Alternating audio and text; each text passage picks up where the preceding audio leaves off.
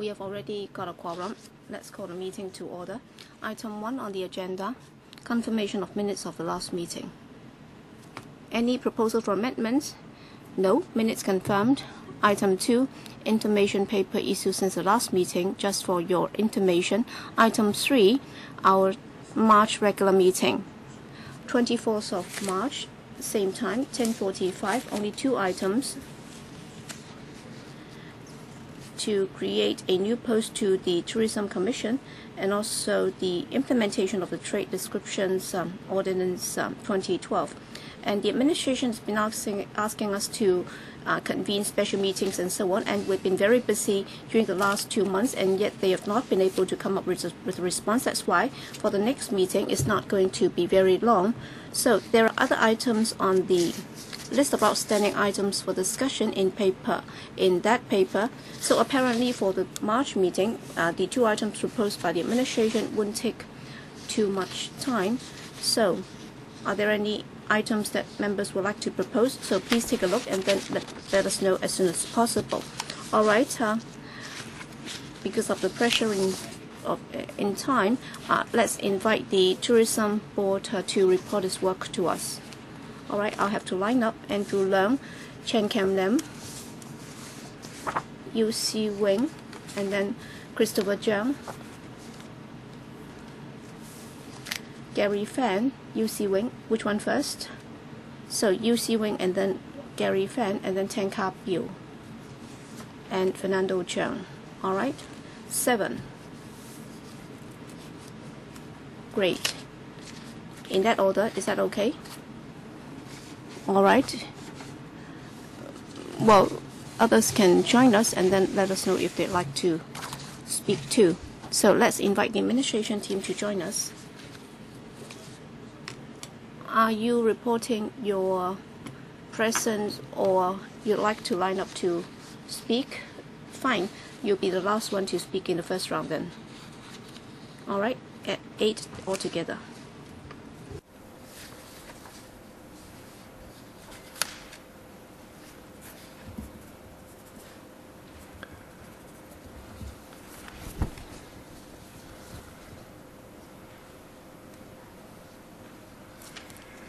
We'd like to wrap up by 11:30 because with regard to funding for the Disneyland, I'm sure you will be more interested in that one.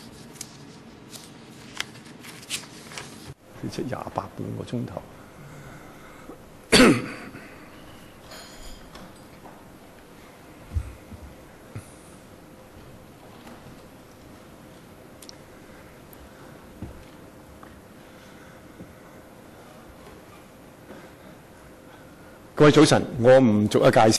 Good morning, everyone. I don't think I need to introduce you to members. We are all very familiar with one another now. All right. So, without further ado, all our members have lined up to ask questions. Ronnie, Felix Chong. All right, the 9th member to ask questions. All right, Charles Peter Mock, the 10th one to ask questions. Okay. 3 of you to speak. 10 minutes. 10 minutes for all 3 of you, and then 4 minutes for each member. Who will speak first?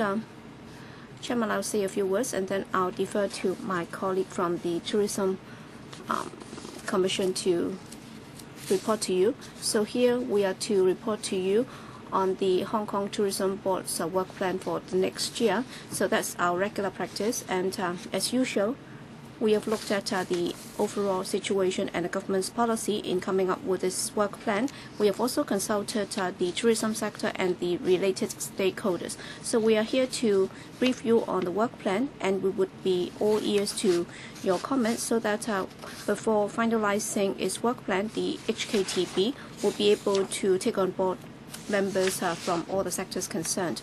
So I'll defer to Ms. Rosanna Law and Mr. Peter Lam and Mr. Anthony Lau, who will give you more details on its work plan and also the performance of the tourism sector in the past year. Good morning, Chairman. Good morning, members. This is the first time for me to speak as Chairman of the Tourism Board in briefing you on the work of the board. And I'd like to say thank you to all of you for your support and valuable comments for the board's work in the past. And as usual, Hong Kong's tourism sector's development has received different comments, and therefore in coming up with the work plan for 2014 and 15, we have also taken reference from the views from all sectors, and also with regard to the global economy and its performance. And it does bring about a lot of market opportunities and so on. We have conducted an analysis on this, and as a result of that, we have now come up with the 2014-15 Global Economic or Promotion Strategy, and that is for tourism sector related revenue that has taken us some tens of millions of dollars, and we will also be spending that on overnight stayers, and also for 2014 for overnight arrivals that will increase by 4.8% year on year, and there will be more than 14 million people, and there will also be an increase by some 20%, about 32 million arrival trips or passenger visitor arrivals will be that, and also there will be an 8.6% increase in terms of the total number. So I'll defer to Mr. Anthony Lau, who will give you the details on the situation, and he will also be briefing you on the work plan for the coming year for the Tourism Board. Thank you. Good morning, members. 2013 for tourism arrivals, there was some 54 million arrivals. There was an increase by 11.7%, and for overseas arrivals and also for the non-overnight stayers, there was an increase by 16.7%. In terms of emerging markets, because of the steady increase in the flight arrivals and also because of the visa relaxation arrangement, there was an 8% increase for short-haul markets from Taiwan, South Korea, Thailand, and also Malaysia. There was also an increase. But then if you look at the Japanese yen, because of the significant depreciation last year, that has also dampened the desire for Japanese visitors for coming to Hong Kong. And there are also quite a number of tourists going to Japan, and that has also dragged down our performance. That's why for short-haul arrivals, when compared to 2012, this number remained more or less the same. And also for the long-haul arrivals, that has also been affected by the European and U.S. economy. And then for mainland arrivals, there was some 26 million, but then for overnight stayers, there were 28 million. So there was an increase by some 13.5%, and out of that, some 75% were from Guangdong province, and then some 21 million. And then in 2015, the Tourism Board will continue to promote its work in 20 destinations, and that would account for some 95% of our market. And we expect that for tourism growth, that would slow down, and therefore we will be focusing our resources on the non-Guangdong province or provincial arrivals in order to attract more overnight arrivals. And also South Korea, Taiwan, Southeast Asia, these will be the sources of tourist arrivals, and therefore we'll be working on these places in order to step up our promotion for Thailand and the Philippines. We'll be monitoring closely the situation on the ground in order to flexibly redeploy our resources. Well, for European economy, the outlook is still not very certain, but then we believe that in the U.S., the economy will stage a steady recovery, and also if you look at the number of flight arrivals, there will be a steady increase, and therefore we believe that for arrivals from the U.S. there is a chance that it will grow. And then for the new markets or emerging markets, they have been doing quite well in the past year, and therefore we'll be increasing resources for that. In particular, those from Russia, India, and Vietnam will be stepping up our promotion efforts in those markets. So based on the above analysis, the Tourism Board plans that in 2015, some $160 million will be spent in the 20 markets in order to attract more overnight stayers, and will be spending about 75% of our budget, over 120 million, and that will be put into long-haul and short-haul markets. And then for the remaining 25%, that will be put into non-Guangdong province, so that we can attract more overnight stayers. And then in terms of our strategy, there are several highlights.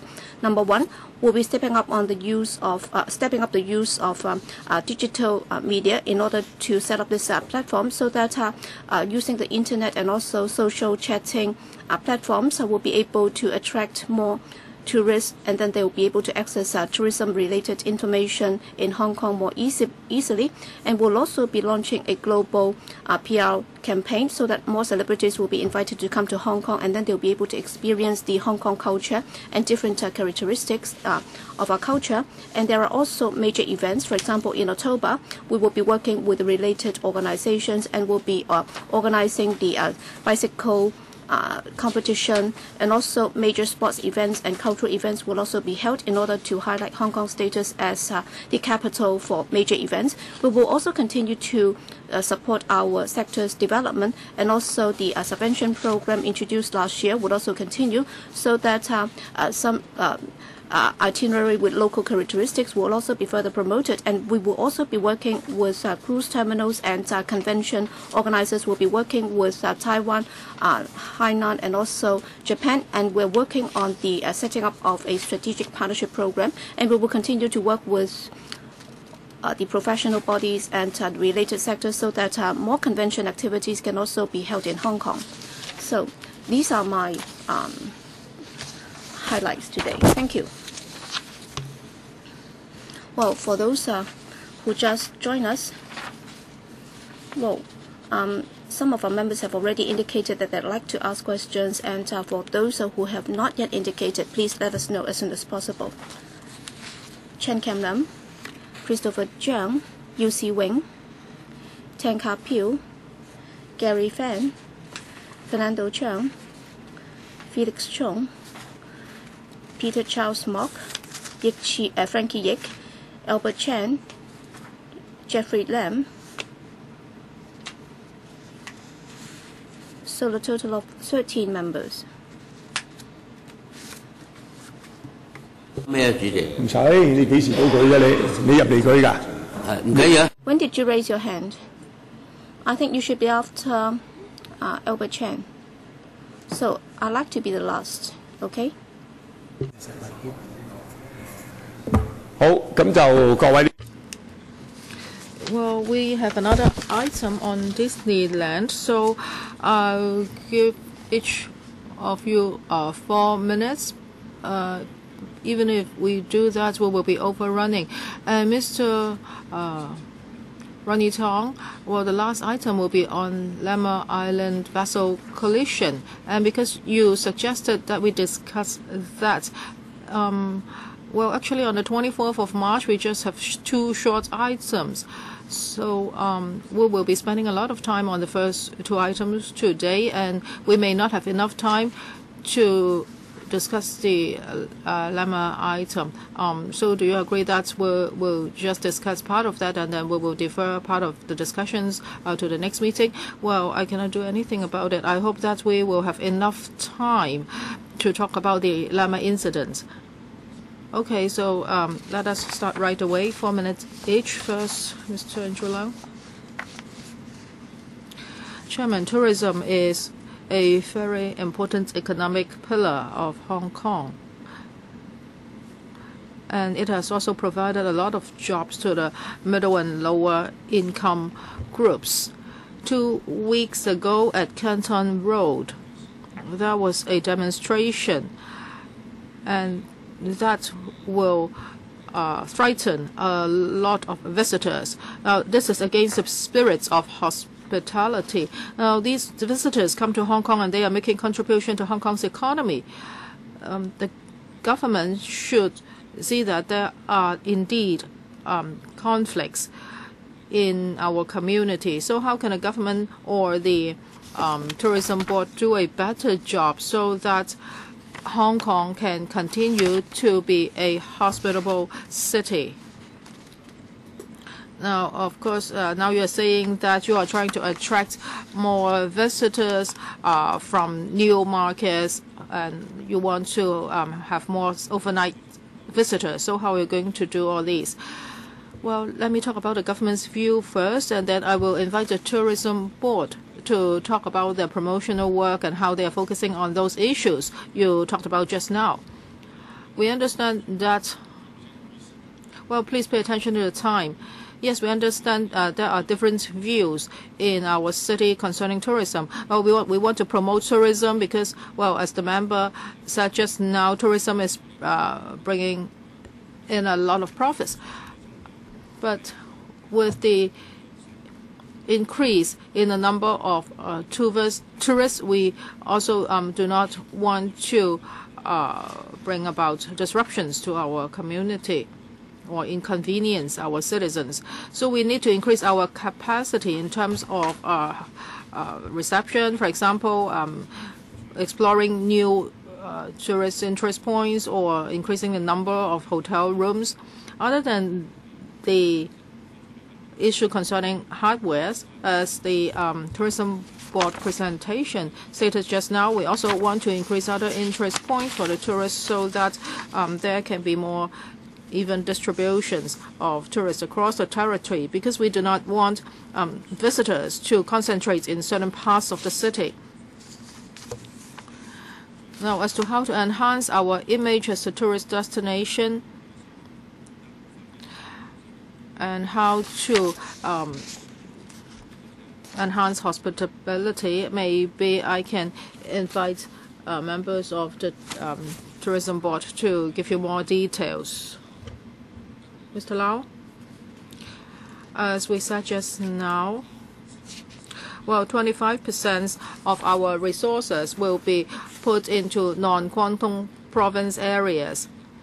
We are targeting the mainland overnight visitors, and in terms of promotion, we will make use of our online media. We will introduce to them the characteristics of different districts in Hong Kong. So other than the most visited places in Hong Kong, we hope that visitors can also discover the different characteristics of our districts.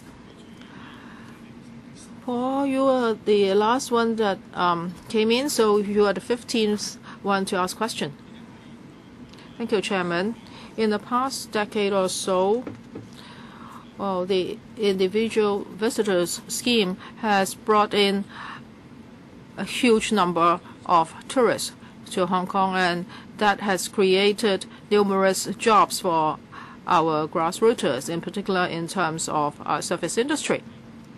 As Mr. Andrew Leung said just now, well, last week there was a demonstration at Canton Road, and yesterday there was one in Mong Kok.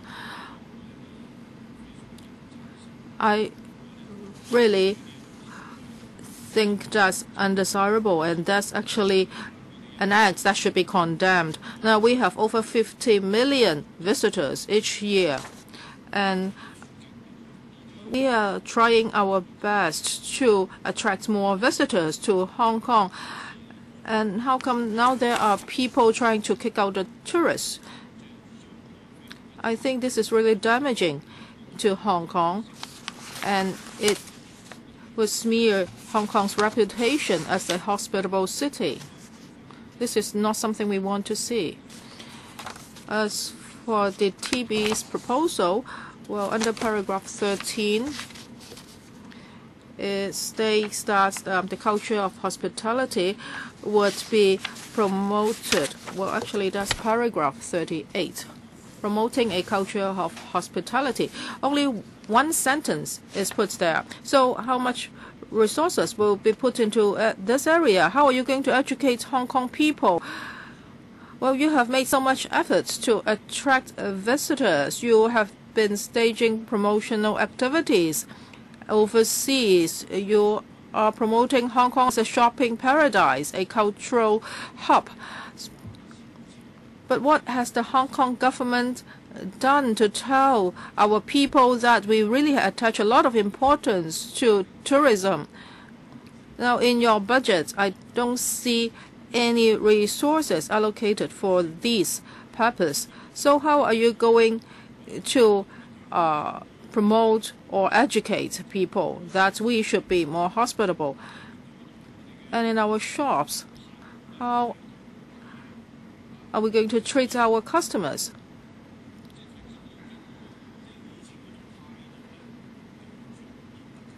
I think this attitude is totally unacceptable.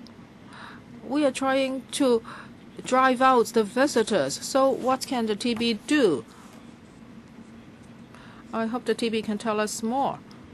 And in the future, how are you going to promote the culture of hospitality?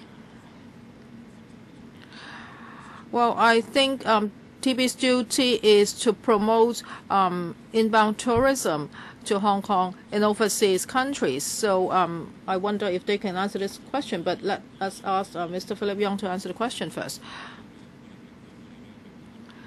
Well, as for how tourism will develop in Hong Kong, I think we should adopt a more rational and peaceful manner. And I'm sure we can find a solution. As for the culture of hospitality, it is very important when it comes to promoting Hong Kong as a tourist destination. Now, in terms of the quality of a service industry, we definitely have to maintain it at a high level. And also, how are we going to promote the culture of hospitality? Well, we are talking about the culture. Last year, the TB has launched a number of activities. For example, APIs on TVs. We are trying to promote this culture through various means. Maybe Mr. Anthony Lau can give you more details. Thank you, Chairman. Since last year, we have launched a campaign called Happy at Hong Kong. It's a large-scale advertising campaign. And last year and this year, we will be launching 2 promotional periods. The APIs will be enhanced. And in these APIs, we will be telling people how we can be more hospitable and how can we be more accommodating when it comes to receiving overseas visitors. And also for our quality scheme, we have 8,000 commercial tenants that have joined us, and they will be enhancing their services. Philip, I think the other government departments should also help. For example, the Home Affairs Bureau.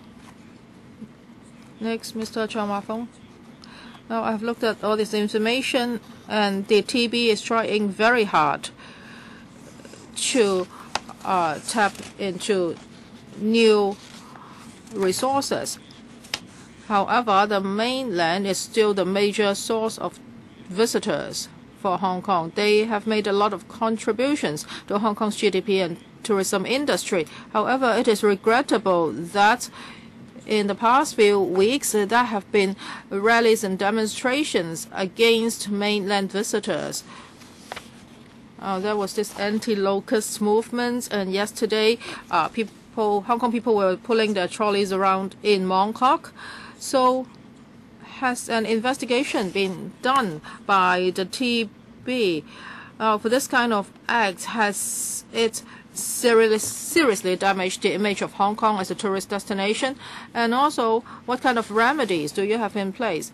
Otherwise, there will be more people or more Hong Kong people targeting mainland visitors, and Hong Kong's image will be tarnished. And lately, some people have suggested that the Shenzhen residence visa arrangement should be tightened. Now, so what's your view on this?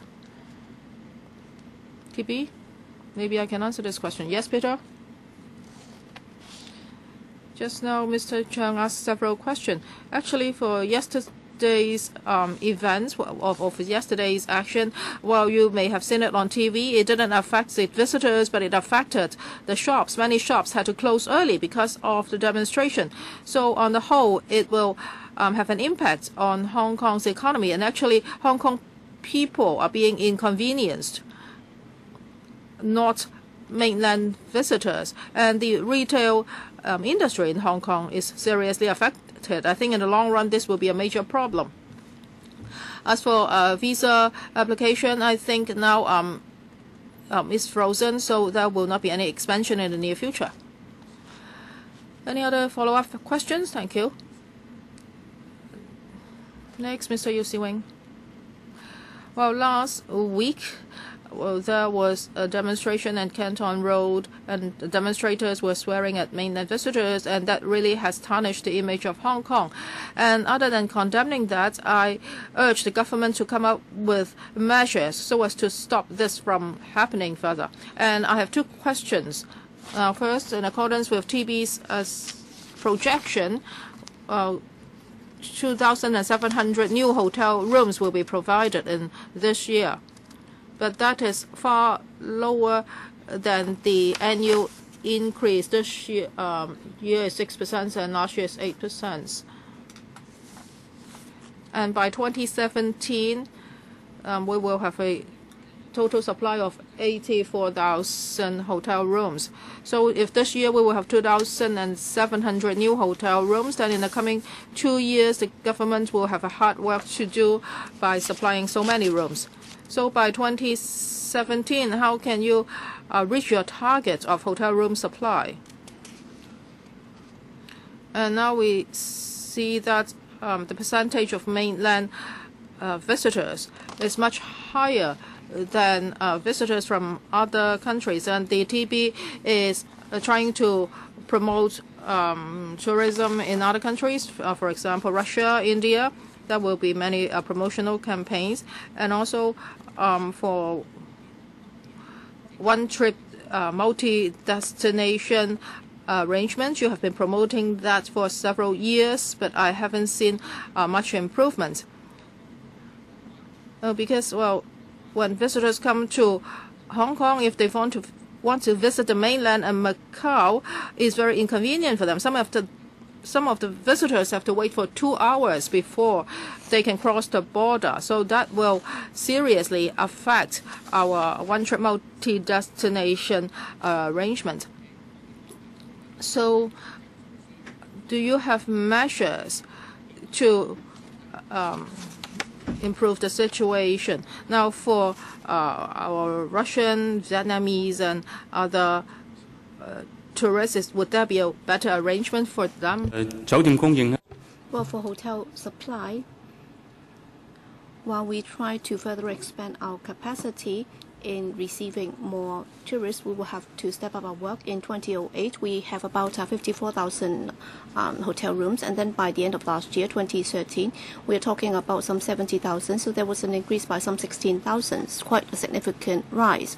And also from 70,000 in late 2013, by 2017, we are actually talking about some 84,000 hotel rooms. So in terms of supply, this is quite substantial because for these new rooms, they have already got the building authorities' approval. In other words, these are concrete plans in terms of the supply that will be coming on stream. And other than that, we are also aware that there are also some new hotel projects that have already obtained planning approval from the planning department. And if they want to develop them into hotels, that would be possible, so long as they can comply with other government requirements. And of course, we will have to continue to supply more hotel rooms. And in the next item, one of the highlights of the Disneyland's work is to seek your support for the new hotel program or project, and also for Ocean Park. The new hotels will also be coming on stream very shortly with the commissioning of works. And therefore, with regard to future hotel supply, we believe that will help. Do you know the exact figures? Well, by 2017, the figure is 84,000 rooms. For the multi-destination in one itinerary, yes, Peter. Yes, we've already implemented that. Number one, we will be working with Macau and Guangdong so that there will be more visa-free arrangements, and within 144 hours, so that we'll be working with Macau and Guangdong so that there can be multi-destination itineraries within this year. In fact, for the 144-hour stay, well, many overseas visitors would also come to Hong Kong, and then they will spend the next 144 hours on the mainland. And therefore, we hope to talk to the Guangdong authorities this year. We would like to implement that as soon as possible. Okay. Next, Tanka Peel. I think he's not here. Okay, Gary Fan first. Thank you. I'd like to put this to Philip Mr. Philip Yong and also Dr. Peter Lam, because residents in my district have asked me to convey this to you. So when are you going to open up your homes for overseas visitors? So because you're talking about hospitality, so are you going to allow them to overwhelm your home, ignoring the feelings of your family members, when more pro-establishment members are of the view that individual visit scheme without any limit or restriction is not affecting Hong Kong people, causing traffic congestion and so on. Mr. James Tian, who had been chairman of the Tourism Commission, also said that during his term, he also said that there should only be one visitor per day. And Mr. Lau Wong Fat also said last week when we debated the policy address, he said that for the IVS, it propped up property prices and all the other prices. So what are you going to do? How can you assume that Hong Kong can take on unlimited number of arrivals? We do not have land to build more hotels, and still you're advocating this. All right, last year we had 54 million, and this year you're actually promoting it further so that more than 40 million will be coming from the mainland, and the year before last we had 27 million, and that was the time when Mr. James Tian was still chairman of the tourism board. Are we going to continue with this? And you also said that you'd like to promote this to tourists. You'd like to promote Hong Kong's cuisine and culture to visitors, but then what have you done in the past, and what's the effectiveness of your past program? And one of the conflicts between Hong Kong and the mainland is that we have too many visitors from the mainland, and as a result there have been disputes and conflicts. Well, you might not like people who protest or took to the streets, and the administration has been shouting at them, saying that they will be arrested. But then the source of the problem is your policy. So please answer my question. When are you going to open up your homes for the visitors? Have you finished with your question? All right, the administration should answer the question, because the tourism board's duty is to promote tourism. Why are you trying to attract more than 40 million from the mainland? Because out of 10 visitors in Hong Kong, there are already 7.5 who are mainland visitors. Mr. Yong, when are you going to open up your home for visitors? Well, I think you'd better open up your home for the visitors first. So please allow time for him to answer the question. I don't think it's a question, but then since you have asked it, all right, Hong Kong is a home for Hong Kong people. We have too many visitors under the IVS coming to Hong Kong. So when it comes to hospitality, does it mean that we have to welcome everybody to your home? I think you should allow them to answer the question, says Mr. Albert Chan. Yes, administration, please answer the question. Mr. Yong, thank you for your question. We understand your concerns. We also understand the source of the problem. And as I just said, we'd like to adopt a pragmatic attitude in dealing with the development of the tourism industry and the problems that might arise. We would like to resolve those problems. As you might have noticed, we have conducted an assessment on the situation, and we came up with a report. We understand that for individual districts, with regard to the increase in tourists, there might have been some feelings amongst the residents there, and therefore in promoting the development and consolidating the development in the tourism sector, we hope that the rise in tourist arrivals will cause the least amount of inconvenience to the public. Well, it's about the policy. You have departed from the policy objective, and therefore the administration has a duty to adjust it. Because when compared to C.Y. Leung's government, I think it's like the 85,000 target of housing target. You have already departed from your objective. That's why you will have to adjust it instead of continuing it. All right, that's your personal view. Well, on the IVS, it's a very important part of our tourism policy. But then, given the fact that some quarters of the community have raised these concerns about tourist arrivals, that's why Mr. C.Y. Leung has already reflected this to the central authorities, and he has already announced that, for cities that have put in place the IVS, and also for the multiple visit visa arrangement, well, those would not be expanded further, and those initiatives are targeted at slowing down the increase in tourist arrivals, so that the impact of tourists arriving in Hong Kong will be minimized. Mr.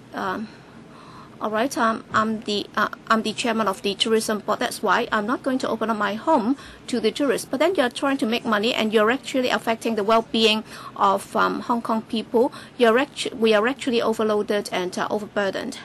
Well, some 80,000 people are working in the tourism sector. Well, tourism development will also have to attach importance to both quality and quantity. I think that's the crux of the matter, instead of just inviting more people to come to Hong Kong. So what should we be doing? And the administration is proposing that we should work on our capacity. That's why we are actually focusing on that. With the, for hotel rooms, we're working on that. We're trying to increase the number. But then we're talking about 110,000 and 30,000 do not stay overnight. And that does not have any positive impact on the tourism sector. It's not helping us at all. I've already given you more than 5 minutes because I've taken up some of your time. That's why I've given you 30 extra seconds. All right, Mr. Tan Ka-Piu, has he come back yet? If not, then Dr. Fernando Cheung. Thank you, Chairman. I think the latest figures, we have already got 54 million tourist arrivals when compared to 3 years ago, 2010, Mr. Chairman. Well, back then, we only had some 30 million. And then for mainland tourists, they took up some 60%, and today they've already taken up 75%. And in 3 years' time, if you look at our overall tourist arrivals, actually it went up by 80%. 2010 to 2013, tourist arrivals went up by 80%. In fact, tourist arrivals have been rising, and of course today we have been told that the tourism board will continue to promote this so that more people will be coming. And when compared to Japan, every year they have about 10 million tourist arrivals, and in Singapore about 14 million, 15 million every year. In the UK, the entire country of the UK, some 30 million, and we have over 50 million. And by 2017, we're talking about 70 million, and by 2023, 100 million. So if you look at the figures, if you look at Hong Kong as a small place, when compared to other cities and places, Hong Kong's tourist arrivals are simply shocking. So that's a fact. So do we have unlimited capacity in the sense that we are going to invite more people to come to Hong Kong, and the in the ratio of some 75 to 25 in terms of mainland and other tourists? Well, Hong Kong people's life have been affected. Commodity prices have gone up. Our rentals have gone up, and we are also experiencing shortage of some daily necessities.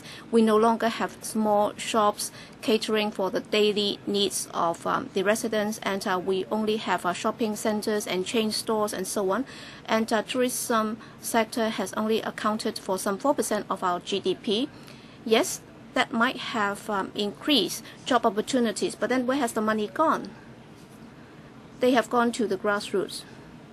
Well, they have only gone to the consortiums and also those running real estate related businesses and so on. So should we continue to invite more to come? And we have a shortage of land. We are actually scrambling for land for the construction of hotels. So we'll be talking about hotels shortly. And we have a shortage of housing land. So how about our lifestyle? Our lifestyle is being affected, and it's quite a big blow to our lifestyle. And of course we are against the anti-locust campaign, and we should condemn that. But then how about our government's policy? The officials should be the ones to be blamed, and we should have condemned the Hong Kong government because they have caused this conflict between the different ethnic groups. And of course the tourism board is responsible for promoting tourism, but then we are already overwhelmed, and still we are spending hundreds of millions of dollars on promoting tourism. I think there is a fundamental conflict here. So can the commissioner explain to us a bit further, because looking at your plan is really very scary. You're increasing tourist arrivals from 50 million to 70 and then to 100 million, but then Hong Kong people's life is being affected and the community is being affected. Just looking at the businesses, well, who is going to take up or who is going to be responsible for the social consequences? Will the commissioner be held responsible for that? All right, you have used up all your time. So the administration will not have time to answer your question. All right, Commissioner, 1 minute for you. Thank you, Chairman. Thank you, Member. I think there are 3 aspects here.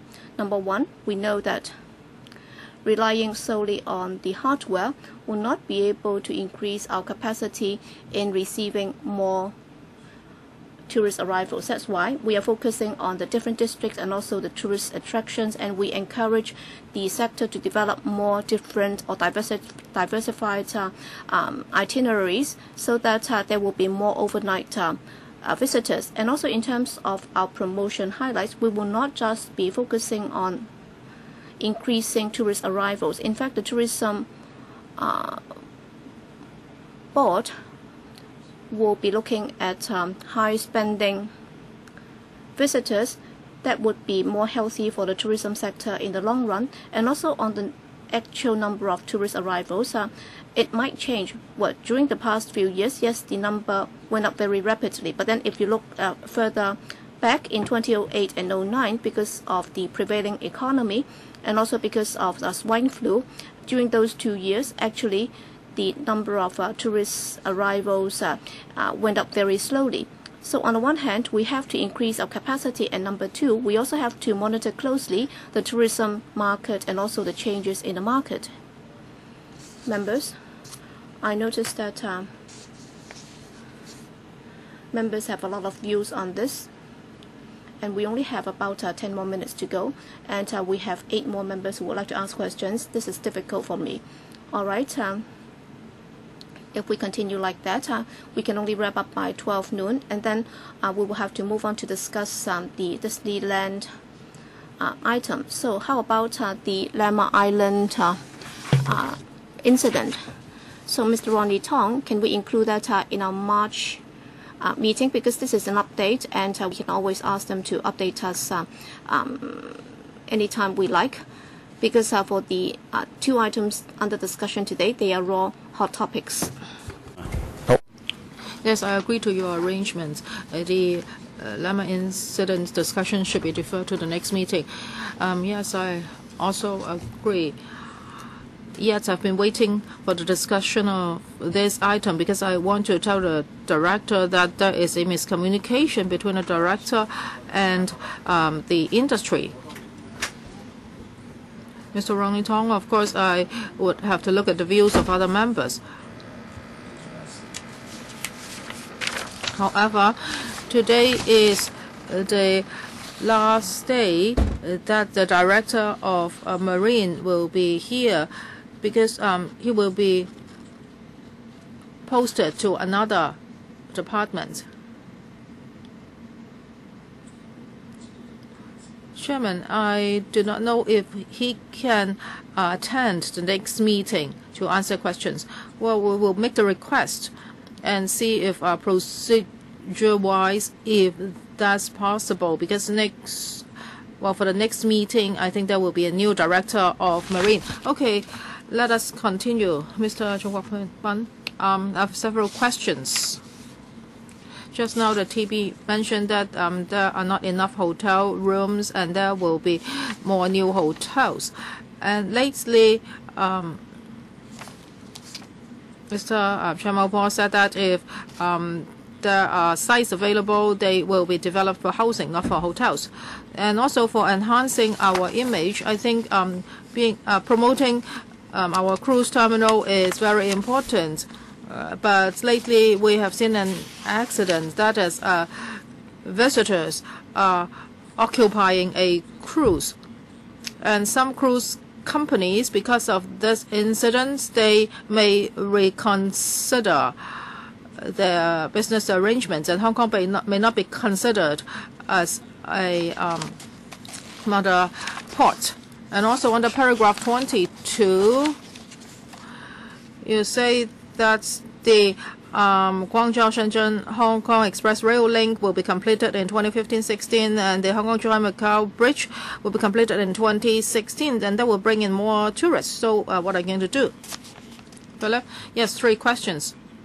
As for the supply of hotel rooms, as I explained I have explained the figures just now, and I've also talked about the strategy. Yes, your question is appropriate. Now, we have to build different facilities for Hong Kong, for example, schools and hospitals. So we really need land. And, well, among all these demands, we will still try our best to increase the supply of hotel rooms. As for cruise terminal, yes, that is one of our major tasks. We want to promote Hong Kong as a major cruise terminal. You mentioned an incident just now. We hope that it's just an independent incident and it will not occur again. And after the incident, the public's view was very clear. That is, people didn't think this was right and they didn't want this to happen again. We have contacted the cruise company through different channels, and we are liaising closely with many international cruise companies. Well, for Hong Kong being a cruise hub, actually they are very familiar with this issue. So we will try our best to provide the best service to the cruise companies, and we will provide the best conditions to attract cruise tourists. So by doing so, I am still optimistic that the cruise companies will regard Hong Kong as an important cruise hub. Anthony, anything to add? Chairman, how about the third question? How about the completion of the Hong Kong-Zhuhai-Macau Bridge? Now, maybe I can also answer this question. For the Hong Kong-Zhuhai-Macau Bridge, it will be completed in 2016. And as CE in his policy address also said that Lantau Island will be our major development area, and tourism will be playing a very important part. So at the airport and also at the entrance of the Hong Kong-Zhuhai-Macau Bridge in the future, there will be more developments. Now, if these developments are realized, then after the commissioning of the bridge, there will be a lot of business opportunities there. Next, Mr. Charles Mock. Chairman, the TB mentioned that there will be a lot of promotions online, and it has done a lot of work already. I commend this direction, and they understand that there should be more user-created content. It's not just you providing the content. The visitors should also be given the chance to share their views. I think this is good. The most important thing is about mice.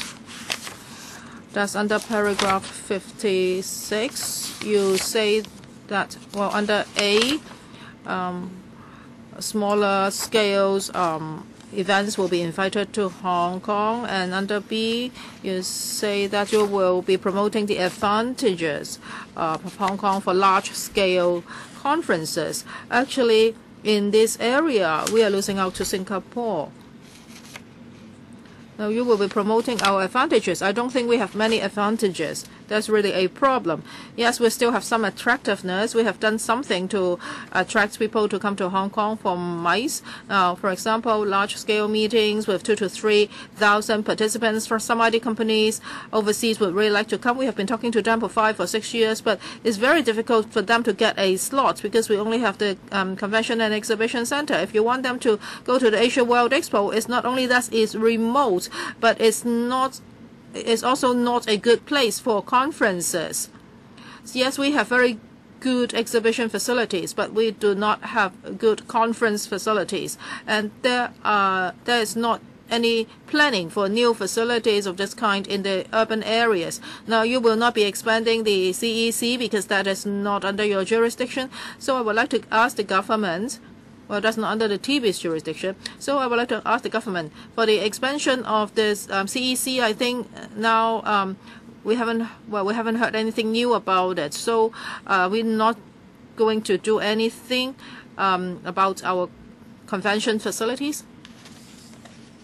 Philip? Yes, the member is right. Yes, convention and exhibition are very important because for MICE visitors, their per capita spending is higher than that of average visitors and is higher by 20%. So that's why we really want to attract more MICE visitors. But there are two problems. One is about facilities and the other one is about promotion. As for facilities, of course, we want to have more convention facilities. Yes, we have heard for the voice. The CE has set up an economic development commission, and when it comes to convention facilities, one of the working groups has talked about it many times. The government is trying hard to identify new facility possibilities. And the government is also looking at the trend of conventions in the world. Consultants has already been engaged to do research in this area. We hope that we can get the results as soon as possible and we can set a direction for the future. In the coming few years, we will be having new hotels. We hope that these hotels, to a certain extent, can provide convention facilities. And this will be helpful to our future developments.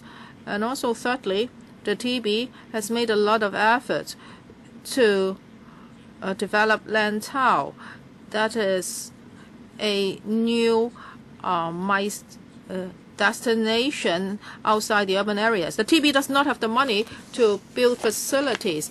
Well, it's mainly about using the existing facility. And also, there are different tourist attractions on the Lantau, so we want to link them up, and this will become a major attraction for MICE visitors. Well, I just want to add one word. Well, we have been waiting for this for a long time, so you have to do it fast. Well, by building new hotels cannot solve the problem. If you look at Raffles in Singapore, there are 2 hotels there, but they are linked to a convention center. Only this would help. You cannot just rely on hotels because they cannot host large-scale conventions.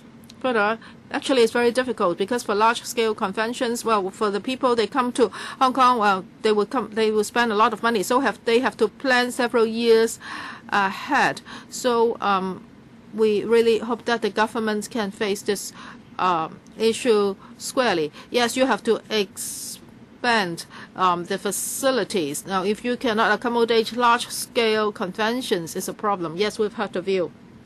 Mr. Yik Chiming. I agree. Well, I'm talking about the source of visitors. Now, for Taiwan, South Korea, Russia, yes, we should attract more visitors from these countries.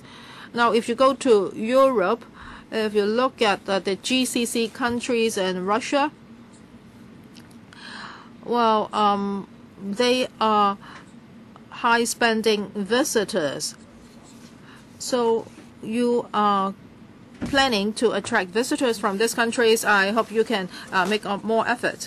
And also, I don't think you should spend more on Guangdong province. You should be fighting for more opportunities for the people from the northern part of China. As for hotels, several members have asked questions concerning this already. Yes, we do not have enough hotels.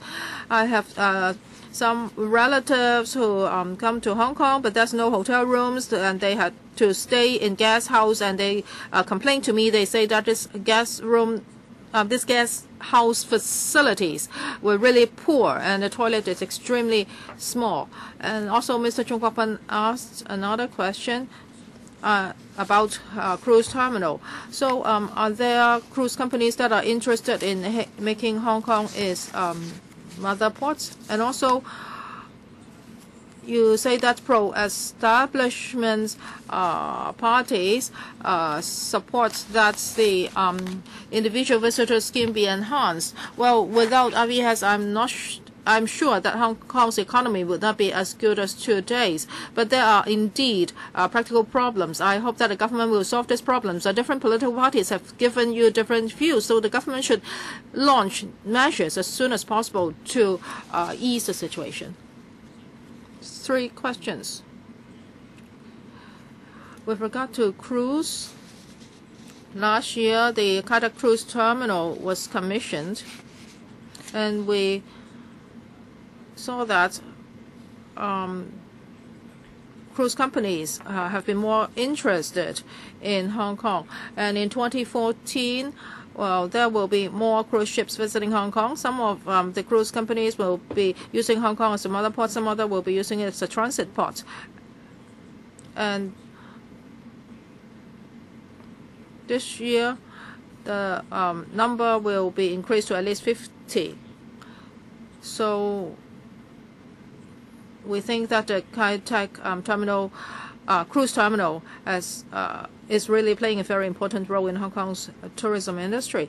So we will be promoting more. We will be saying that, well, Hong Kong has this ocean terminal and also Kai Tak cruise terminal, and that should be very attractive. As for guest house, because we will have to look at the fire safety and structures of guest house, so it may take some time to improve the situation of guest house, but we will try our best to enhance our services for tourists. As for the influx of visitors, I have already answered this question several times today, so I'll end my answering here. Next, Mr. Chan Ka-piu. I have 2 questions. In 2013, 23 million visitors came from the mainland, but they didn't stay overnight. So can you give us a further breakdown? So are they transiting through Hong Kong? Is it because of transportation that they didn't stay overnight in Hong Kong? In the past, Hong Kong people love to go to Shenzhen for cheap shopping, and they would buy books or they would go to massage. And now the Pearl River Delta residents are coming to Hong Kong. They are also coming to Hong Kong for leisure travel as well. And some of them are great traders. So can you give us a breakdown? And also I have a question for the Commissioner. Do you have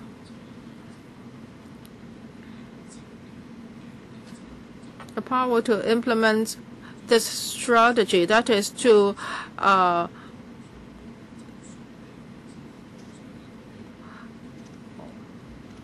make sure that the visitors can have enough facilities in different districts in Hong Kong?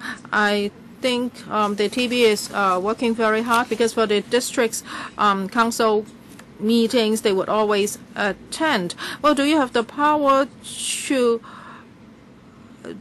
take care of the 18 districts, because you have to have enough facilities in these districts in order to cater for the needs of visitors? I'll answer the question concerning a breakdown of non-overnight visitors. Well, later on I'll ask Mr. Anthony Lau to answer that question. As for the other question concerning different districts and how can we have tourist facilities in each district, well, for one of the Tourism Commission's major tasks is to promote the development of tourism. And we do play a coordinating role, whether it's the coordination between the government and the sector or within the government amongst different bureaus and departments. We also have the role of a coordinator in coordinating amongst these parties. And in terms of the assessment report on tourist arrivals, in fact, different bureaus and departments have been working very closely with the Tourism Board. And in dealing with these issues, that relationship will continue, and when necessary, the Bureau Director or even more senior officials will assist in the coordination in order to escalate the matter to a higher level for dealing with this. We hope that we'll be able to deal with it more effectively. With regard to tourist arrivals and the distribution, I'll defer to Mr. Anthony Lau. Thank you, Chairman. Out of the 23 million mainland visitors, according to the Immigration Department's data, first of all, just now the member referred to tourist arrivals for those day visitors that would not be included. Well, for transit visitors, they will not be included in the figures. So for the 23 million arrivals, actually they have come into Hong Kong according to the Immigration Department, and in our survey, we have not been able to find out how many of them are itinerant traders. But then for the day visitors, 85% of them are from the mainland, and 75% of them are from Guangdong. And then for Shenzhen, that will account for some 12 million arrivals who are day visitors. Mr. Albert Chen, Chairman, some members said that back in 2003 we rely on the IVS in salvaging Hong Kong. Well, back then CH Tung also supported 85,000 housing target. Many people supported that as well. And in the 60s, many people also threw bombs, and Lampan was burned alive. And many of the leftists became the high-powered and privileged group, and they are actually suppressing the pro-democracy campaign here in Hong Kong. All right, looking at the problem, well, many members ask about the shortage of hotel rooms. Well, because we're talking about 54 million arrivals and 80% of them are from the mainland. So how can there be enough supply? Well, we used to be the capital of tourists, and we have now become the capital for tourists, and we have shortage of pavement, shortage of carriageway. We even have shortage of toilets. We are short of many facilities. So what is happening to Hong Kong now? And now you're just accommodating all the tourists, and as a result, Hong Kong people are living in hardship. I'm sure the chairman of the tourism board knows it very well. Many shops in Hong Kong, well, for conventional or traditional businesses, they are forced out of business. They have to close down. And in North Point, for shops that have been there for 20, 30 years in Causeway Bay, many shops and eateries that have been there for decades have to close down. And even in other districts, for shops that we have grown up with, they are the collective memory of Hong Kong, and these are shops that are favored by many locals. They have been forced to close down because you want to become the capital of hospitality. So you're selling off Hong Kong, and for the core values, they are dying. That's because we have to receive our tourists and guests. So do we have to go that far? Does it mean that we have to put up with all these? Do we have to sacrifice our convention, our tradition, and our traditional lifestyle so that we will have to wait for 9 trains before we can board an MTR? So where's the bureau director? Where's Mr. Greg So? All right, you have private cars, you have chauffeurs, and for the rest of the community, they have to put up with all these. So my question for all of you here is that given the situation in Hong Kong now, you should have made an assessment. It's almost it's like building a road for every minute, every hour. What's the VC, the volume capacity ratio? You should have done an assessment. So it's like what is happening in Hong Kong. If you have a shortage of hotel rooms, toilets, shopping centers, and so on. So how many visitors can we receive in a reasonable sense? All right, a few years ago, we only have 20 million, and now you're talking about 50 million, and then 70 million, and then even 100 million. So you have been very irresponsible in that sense. Have you made any assessment? And if you have not, then you have been negligent on your duty. And C.Y. Leung has been negligent on his duty because you have taken up this responsibility, and you have to allow all the visitors into Hong Kong so that you can manipulate and control Hong Kong's culture and economy. I think this is political invasion, and you're actually semi-colonizing Hong Kong. So have you done any assessment? And if you have, how many visitors can we receive now? So a simple answer, yes or no. And also the figures. I think, do you have the figures? I think for the tourism board, Hong Kong's capacity, I think it's Philip who should be answering the question. Just, well, please answer in a minute. Please give him a minute. Thank you, Chairman. Whether it's the government or the tourism board, I don't think we have ignored the fact that with the growth in tourism arrivals, that might have some impact on our community as a whole. And what we've been discussing so far is that we try to do something about it on that basis. So while we develop our tourism sector, we should also make sure that the inconvenience that might be caused to the community should be minimized. We are trying our level best. He hasn't given me the figures, so I asked him whether or not it's true, and also what's the figures. You have already spoken for 4 minutes, so the remaining minutes is for him to say. So he'll just be bullshitting then. I think we have already given you an account on the report. So we have been monitoring the tourism trend, and according to our estimate, by 2017, about 70 million will be coming. And we hope that in the assessment report, with regard to the various initiatives after they have been put in place, we hope to be able to cope. Well, he is not answering the question. He is not addressing the question. I'm talking about our capacity. We are not talking about the expected growth. He has not been answering the question. All right, you have already used up all your 4 minutes, and therefore I'm just giving him 1 minute to answer the question. I was asking about Apple, and he's answering Orange. I think I have a difficult time as chairman. All right, the 13th member. We have 17 members who would like to ask questions. Next, Elizabeth Quad. Thank you, Chairman. I think tourism development in Hong Kong is now at a very important junction.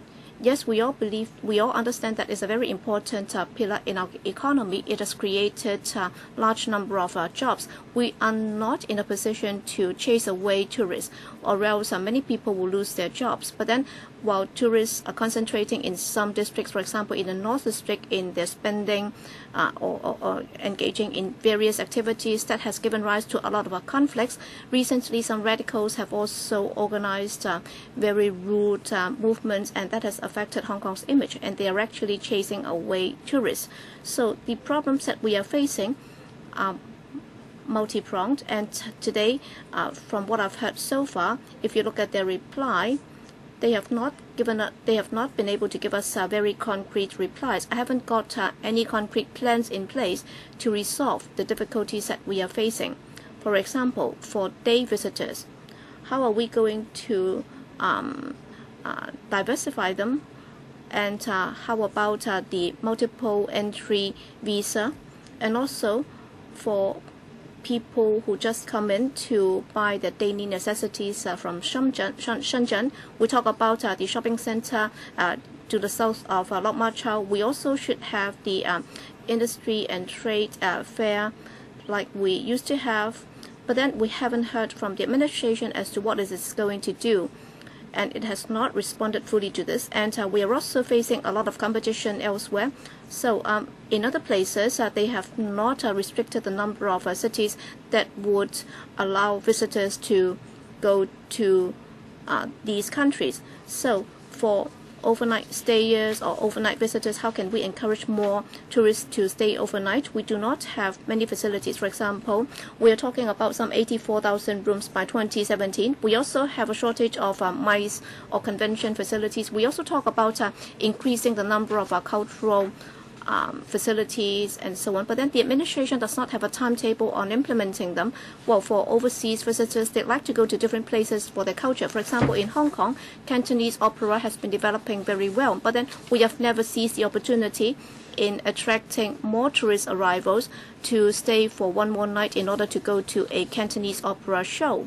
So the administration has not come up with long-term planning. So how can we compete with other places in developing our tourism industry? I understand that today the administration will not be able to give us many replies to these questions. But then, given the fact that we are at this crossroads, what is the administration's strategy in tackling the problems? Commissioner, thank you, Ms. Quad, for your questions. In fact, she has brought up a number of issues that we are facing in the tourism sector, and all these need to see improvements. For example, with regard to our border crossing points. Yes, in the next few years, new border checkpoints will be commissioning in order to ease the congestion right now, and the immigration department will also be adopting more automation so that the clearance can be done more effectively and efficiently, and also in introducing tourists to different destinations and attractions. Well, in the North District, we had the scrambling for infant formula powder, and in the past year or so, we have done a lot of work targeting the problem to ensure that the supply of infant formula powder will not experience any difficulty as far as locals are concerned. And also we've been working with the Cantonese Opera Association so that in the Yau Ma Tei Theatre we have the Cantonese Opera Experience show, so that for budding artists in Cantonese opera, they can also have a place to showcase their talents, and overseas tourists can also be introduced to the Yau Ma Tei Theatre so that they'll be able to appreciate Cantonese opera shows in Hong Kong. It's not just about tourist promotion, and other than shopping and buying in Hong Kong, tourists can also have other experience. And also, recently, some members have also talked about setting up shopping centers at Lok Ma Chau so that mainland tourists can also be attracted to those new facilities. Well, this is something that should be followed up on, and we believe that is a good idea, and therefore we have been talking to the proponents of the idea so that we might be able to work out something, and then the idea can be implemented. Alright, I'll have to stop you here because time is running out. 5 more members: Jeffrey Lam, Abraham Shed, Paul Chair, and Lam Tai Fai, and Wong Ting Kwong. You're the 18th, and I'm afraid I'll have to turn you down. All right, Jeffrey Lam. Thank you, Chairman. Chairman, as we can see in recent years, in terms of tourist arrivals, the number has gone up, but then for conventional tourist sources, Europe, the US, and so on, there has not been any growth at all. In some cases, there have been drops or reduction. So what is the assessment of the tourism board? Is it that Hong Kong is no longer attractive? How about repeat tourists? And for those who have been here, how can you make them feel that Hong Kong is an attractive place? And also you talk about emerging markets, Russia, Middle East, and so on. And in some cases, you hope that they won't just come here for business activities or taking part in convention, exhibitions, and so on. All right, for the HKCEC, the Convention and Exhibition Center in Wan Chai, we have no idea as to when the expansion can go ahead. So in this regard, what are you going to do? What will the administration do? And also on tourist attractions, yes, as many people have said, well, Hong Kong's tourist attractions are not that attractive anymore. You will have to develop more tourist attractions. So in terms of the development of new tourist attractions, who will help? Philip. Chairman, I'll try to answer the members' questions, and maybe the TB would like to supplement. As for visitors from places other than the mainland, in the past few years, the figures were maintained at more or less the same level, that is 14 million. And for TB's promotion,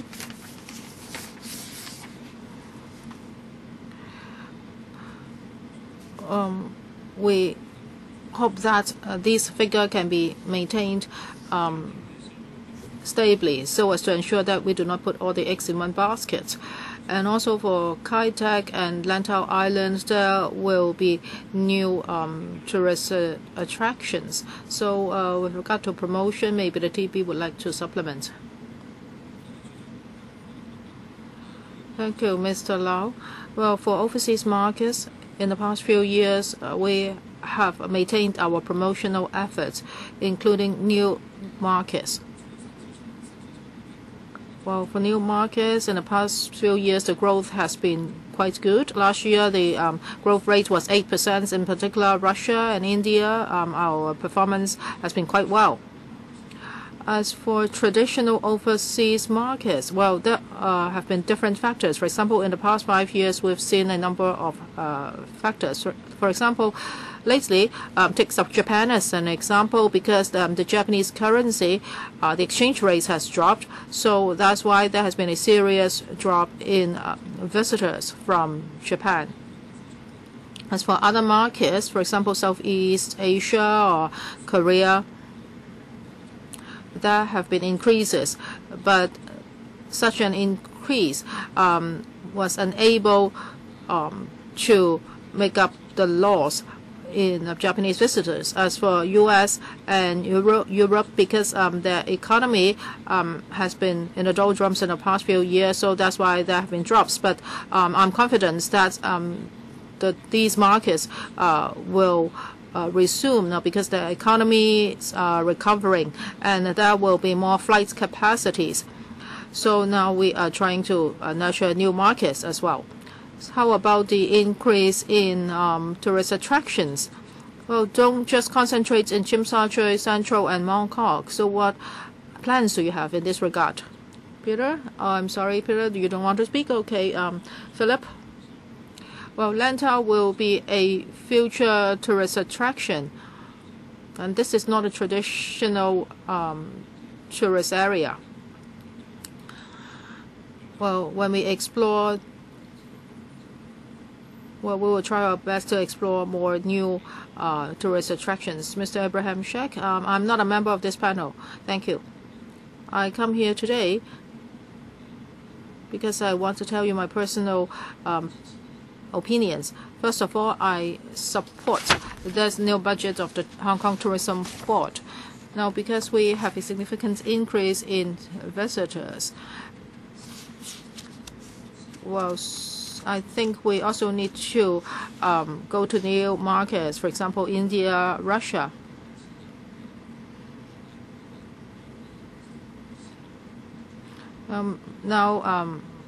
Many Russians and Indians would like to go overseas for traveling. So why are they interested in Hong Kong? It's not just for Hong Kong's tourist attractions. They also want to see the lifestyle here. Now, because Hong Kong is now a China city, and it's very rare for a China city to have members like Mr. Chen and Mr. Fan. Now, we are a free society. We are talking about universal suffrage. So this can be their Chinese experience as well, because this is a Chinese place. There is such a special city in China, and they can also look at our skyscrapers, our roads, and in the 20s or 30s in Shanghai, there were parks that didn't allow dogs and Chinese to go in. So today, why are we doing this in Hong Kong? Why are we trying to bar mainlanders from coming into Hong Kong? Now, we have an open economy, so you have no choice. We have freedom. I understand Mr. Gary Fan's remarks, but is vote more important than the economic development of Hong Kong? Is vote more important than the well-being of Hong Kong people? I think before the handover or after the handover, both before and after the handover, actually, our leaders have been trying to promote tourism, because this has been a major economic pillars for Hong Kong. And now over 1 million Hong Kong people are employed in the tourism industry. If nobody goes shopping at Canton Road, if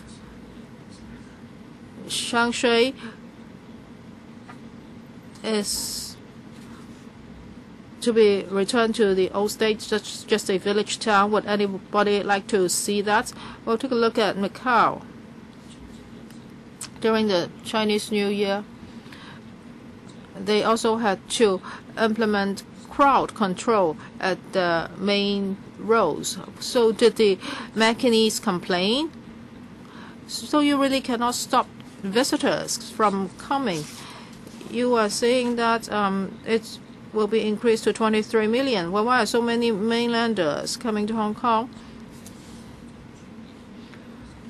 Well, we do not have enough hotels, so that's why they cannot stay overnight, and they just take a train from Shenzhen and they have to return in the same day. I have to declare my interest. I'm a board director of the MTRCL. So that is the reason behind the 23 million you mentioned.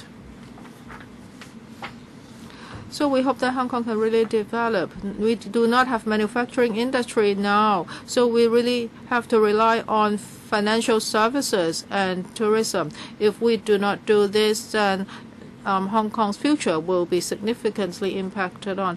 Well, yes, you didn't raise any questions. You just let us know your views. Mr. Paul Chair, I think I'm just going to make comments as well. There's a saying, neither too rich nor too thin. Leonard Simpson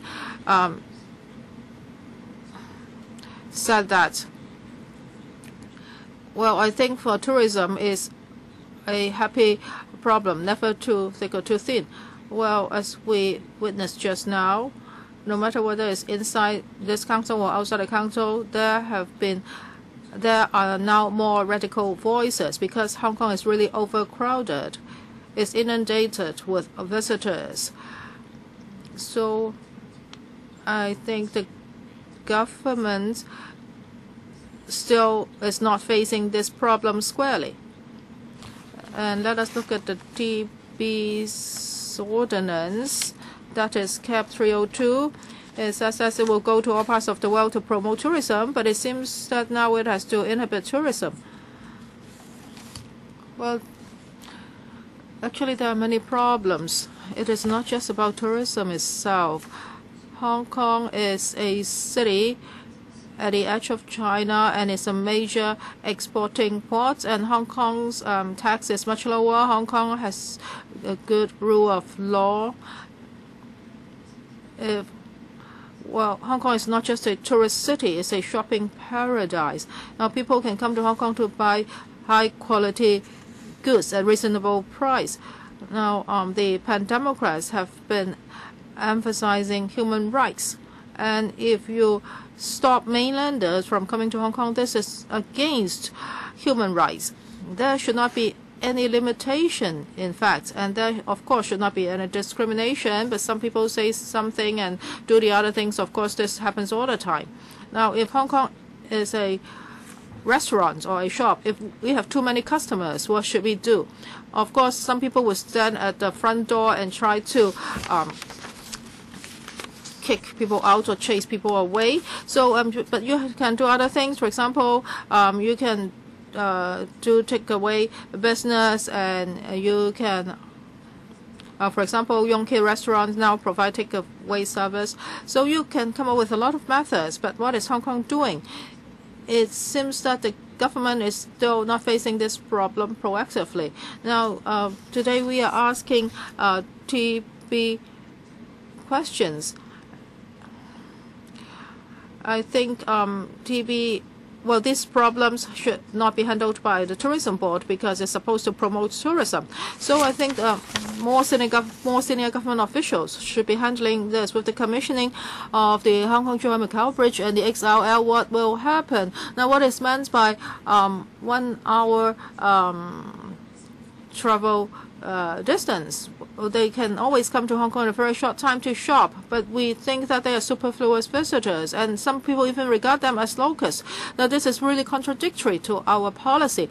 I hope the government, well, after witnessing the radical actions lately, they should really face this problem squarely, because there is really voice of opposition in the community. Don't think that we are being too harsh. Actually, this is something we have to face, and this is not just a problem of the Commissioner for Tourism. It is a problem for the whole government.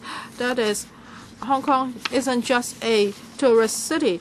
Hong Kong is the freest and most open city in China. This is indeed a shopping paradise. So in the future, mainlanders can come to Hong Kong in 1 to 3 hours, and there will be more of them coming. So Hong Kong government should really face this problem squarely. Thank you. So thank you for your comments. Next, Mr. Lam Kai-Chia. I would like to express my views as well. 4 minutes. Now, Chairman, when you are on holiday, how many days will you remain in Hong Kong? How will you go visit the tourist attractions in Hong Kong? Well, tourism accounts for 44.5% of Hong Kong's GDP, professional service 16%, financial services 12%. And the tourism industry is employing 230,000 people. When I look at this figure, well, this is not a high value-added industry. Well, but of course, Hong Kong has to maintain its image as a tourism city. It should be welcoming. This is essential. However,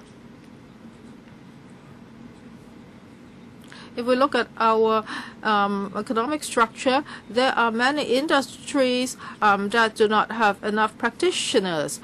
Well, there are so many people working in the tourism industry. Can some of them move to other industries? Well, in total, we can maintain the level of 4.5%, and the productivity of that industry can be maintained. So the government has to think about this. Now, instead of 230,000 people working in that industry, how about 100,000? But the GDP share can still be maintained at 4.5%. And at the same time, the visitor arrivals can be reduced a bit. Now there are a lot of problems. For example, our public space, a lot of social problems. So the next target would be, we would have to maintain that GDP percentage, but we want the number of visitors to drop. So this is the second point. As for the third point, now you say that you want to have tourist attractions in the 18 districts. I would like to ask the chairman, you have been to many places in the world. Now, if you use concrete to build a music fountain, to put up some sculptures, would you attract tourists to go to these kind of attractions? What kind of mindset is that? I think we are already lucky if the Hong Kong government is not destroying our culture. Now, what culture do we have? In the 70s, 80s, and 90s, we had painters, writers, calligraphers, and Chinese experts. They have lived in Hong Kong, but where are their footprints? If I go to Paris or London, we will visit cemeteries. They are good tourist attractions as well. If I go to Paris, I can visit the tombs of Sartre and Simone de Beauvoir, and I go to London, I can visit some other great people's graves. So can we manufacture culture if we do not have the atmosphere? Can we create that kind of culture? I think this is a kind of rigid thinking. I think it's regrettable. Well, for the past years, tourists like to come to Hong Kong, but now Hong Kong is only reduced to a shopping paradise. If you build 20 more shopping malls, do we still have enough land for housing? Well, yes, okay, if you reclaim the whole of Victoria Harbour, then you will have more land. All right, we are becoming more and more rigid in our thinking, but then if you can maintain that GDP contribution, can you lower all the figures? That's the baseline thinking. Please think about it. I'm sure everybody will think about it. Next, Lam Tai Fai. Chairman, as time is precious, I'm not going to digress, and I'll be very focused in my questioning of the Tourism Board on its work plan. Para 19 of its paper says that other than economic conditions and changes in the global tourism landscape, political issues may also have an impact to tourism development. I think it's a valid point. So my question for the Tourism Board is, have you conducted any assessment? Assuming that the political reforms or constitutional reforms fail, and if there's Occupy Central, then will that have any impact on the tourism sector? So if we're not going to have universal suffrage, will that affect the outcome of the tourism board? And that's the first question. Paragraph 4T of your paper said that in 2014-15, you're going to organize more major events, and apparently most of them will be held in Hong Kong Island and Kowloon. So is it that you think that people from the new territories do not like visitors? Well, Lau Wong Fat recently also criticized your policy on tourism. So my understanding is that our future tourism development will be closely related to the developments on the new territories. So why are you not encouraging people to visit the new territories? And I also understand that one of your functions is to give advice to the administration in improving tourism facilities. And many people are talking about Hong Kong's capacity or holding capacity. So in the past, present, and in the future, what advice has been given or will be given to the administration on improving these facilities? For example, Mr. Yu Si-wing has been talking about parking spaces for coach buses. So these are also tourism facilities. So please focus on these three issues. All right, Mr. Yong. On tourism arrivals and their trends and our assessments or projections and so on, I think the tourism board has taken into account different factors in making its projections, and what you said was one of the factors. So can you answer my questions one by one? I talk about Occupy Central and its impact on the tourism sector. All right, I'll defer to Mr. Lau from the tourism board. When they prepare the projections, what have they taken into account? For example, venues for the major events. We also have to consider the accessibility of those venues, and of course, if we can make use of facilities and venues in other districts, if that's feasible, we'll be more than happy to consider them. Chairman, with your agreement, I'll defer to Mr. Lau on the projections. Thank you, Chairman. Thank you, Member, for your questions. Every year, when we make a projection on tourist arrivals, we will look at where they are from and the economic factors, and also the number of flights and other factors, and also if there is anything happening in these countries, then there might be an impact on the tourist arrivals. And if something happens in Hong Kong, like there is a SARS outbreak, or if there are major events like protests and rallies affecting Hong Kong's image, making them feel unsafe when they come, then of course that would dampen their desire to come to Hong Kong. As to the degree of such an impact, well, in terms of our projection, that has not been reflected in our current projections. And also for the venues where these events are held in Hong Kong Island and Kowloon, that's because we'd like to provide convenience to tourists and members of the public in coming to these events. But then in terms of our long-term promotion, there are different programs and events where people can be brought to the outlying islands or in certain special spots in the new territories. For example, in the new territories in Lam Chun during the Chinese New Year, we did promote that to tourists. But then I think my questions have been very focused, but then he has not addressed my points. All right, time's out. Time's up. Mr. Wong Ting Kwong. Sorry, he's not speaking through the mic. Thank you, Chairman.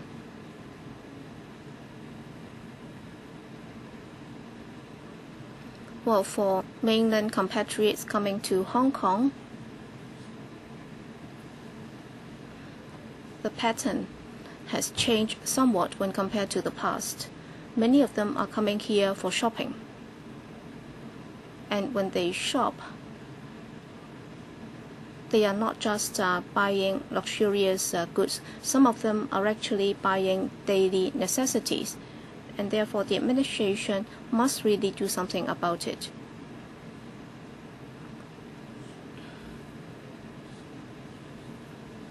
To resolve the conflicts between mainland visitors and locals in competing for these daily necessities, the administration must do something about it. We should consider setting up a shopping facility at the border so that mainland visitors can shop there without having to come to downtown area to shop, because that would put pressure on our traffic and transport system and other facilities.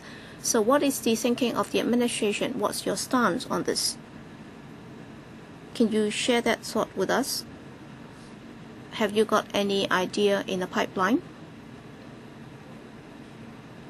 What I've been thinking about is, well, the DAB submitted a proposal to the administration last year for the setting up of a border or boundary shopping and trading center at the south of Lok Ma Chau, and the tentative response from the administration has not been very specific so far. And at the panel meeting today, are you able to share your thoughts with us? What's your response to that proposal? All right, on the Lok Ma Chau shopping facility, what's your response, Mr. Yong? Thank you, Chairman. I have to emphasize again that we are not going to give up on any avenue available to increase our receiving capacity as far as tourists are concerned. With regard to the boundary shopping center, as proposed by the DAB and Mr. Wong Teng Kwong, we have looked into it. Tentatively, we think that this is something worth looking into, and we have already got hold of the initial ideas under the proposal, and will be more than happy to take it up with the proponent. And in implementing the proposal, if there are areas where we can help, and in terms of government procedures, if we can do the coordinating role, we'll be more than happy to do it. It's not just that. If there are other similar suggestions for the setting up of new boundary shopping center or initiatives that can reduce the burden or pressure on certain districts in terms of tourist arrivals, we'll be more than happy to contact those persons. Wong Teng Kwong, so much for you. I'm happy to hear the response from the administration. Well, as lawmakers, we will be promoting this actively. I hope to work closely with the Bureau, and I'll be stepping up my contact with the Bureau. Mr. Albert Chen, you'd like to speak in the second round. Well, time is running out, so can you be very brief? So is it that you'll be very short? Mr. Chen Kam Nam? Yes, I'll be very brief. I hope that Mr. Yong can go back and take it up with the Bureau. That is, if we want to promote the tourism industry, we will have to increase our carrying capacity. All right, even if the tourism board might have worked very hard, if the other side is not tying in with that efforts, then it's not going to work. Mr. Sin Chung Kai, I'd just like to declare that I'm a member of the tourism board. All right, we have already overrun. In the motion debate, why don't one of us move a motion debate in the council so that there can be a fuller reply from the administration? And in fact, it's not just for Mr. Yong to respond. The CS or the CE himself might have to respond to that, because some of the points are rather valid. All right, 54 million and then 17 million, and then if it goes up to 100 million, will we be able to cope? I think these are all valid concerns, so we will have to look into it. Sorry, Philip and Rosanna, you will have to stay here with us. Is that right? Peter and Anthony and Paul, all right, you may be excused while the Disneyland is joining us shortly. I'd like to seek your agreement. Supposedly, we have to end by 12:45, and as chairman, I can extend it by another 15 minutes to 1 p.m. And then after 1, we do not have the authority to extend it any further. So we have an item on the funding for the Disneyland, and your approval is needed. So I may not be able to give you 4 minutes. I'll have to shorten it somewhat. So if you have any questions, well, I hope that there can be fewer people asking questions, and of course fewer questions should be asked. Okay, Elizabeth Quad, please ask only the most essential questions. Fernando Cheung, raise your hands up again. Tan Ka Piu, Sin Chong Kai, Elizabeth Quad, UC Wing, Fernando Cheung. Have I missed out anyone? Sorry.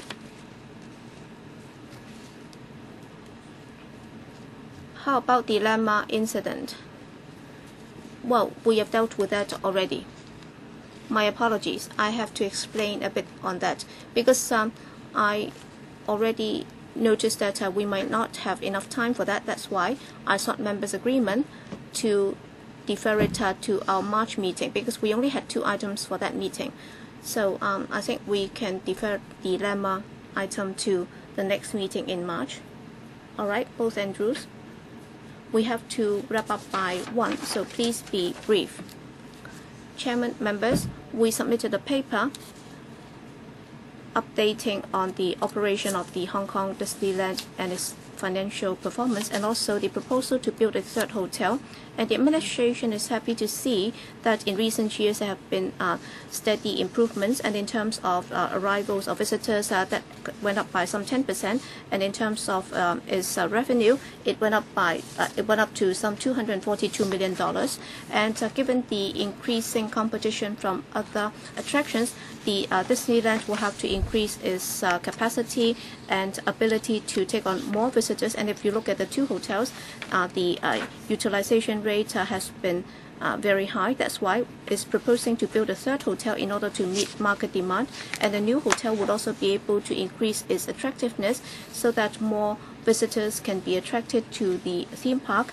And that would also increase the supply of hotel rooms in Hong Kong. Under the new program, it will cost some $4.2 billion, and that will be funded by Walt Disney and also the Hong Kong Disneyland and also the administration. In terms of the arrangements, the details are set out in the paper. In considering the financial arrangement for the new hotel, one of the key considerations of the administration is that we will have to maintain our status as the major shareholder, and the other parties would also like us to control the company in terms of its medium-term and long-term debt repayment ability, so that for the operating funds, they can be put into the investment of phase 1 for further expansion. We expect that in the near future, in terms of the operating funds of the Disneyland, it should be able to cope with the further expansion on the stage 1 land. And the administration has also engaged an independent financial advisor on the new program, so that the consultant will be looking into the proposal, and the consultant is of the view that looking at the per room cost for the new hotel, but when compared to recent hotel development projects, both locally and overseas, the cost is comparable, and the consultant is of the view that the current financial arrangement is reasonable. The administration will continue to monitor the operation of the Disneyland in order to ensure that the hotel can be completed on a timely manner and within cost. So, with your permission, I'll defer to Mr. Andrew Kam of the Hong Kong Disneyland, who will brief you on the details of the operation of the Hong Kong Disneyland and also the new hotel project. Thank you, Managing Director. Members, I'm very pleased to be able to come here today to share with you the FY 2013 annual business results and hotel development plan of Disneyland. And let us look at some figures. Just now, the Permanent Secretary said that, well, 2013 was a satisfactory year for Disneyland in terms of performance. For park attendance, hotel occupancy, and visitor spending, they have all been increasing. And for the 4th year consecutively, we have been breaking records. So last year, our revenue was $4.9 billion, and for the last 5 years we have actually doubled our revenue. As for our park attendance, it increased from 6.7 million in 2012 to 7.4 million in 2013. Our visitors mainly come from the mainland and the international market. As for hotel occupancy, it has also broken records.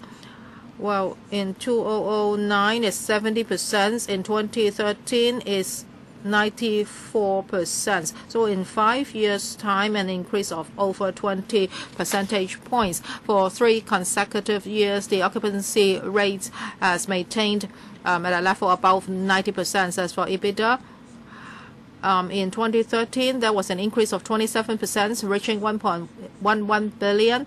As for net profits, an increase of 122%, reaching $242 million.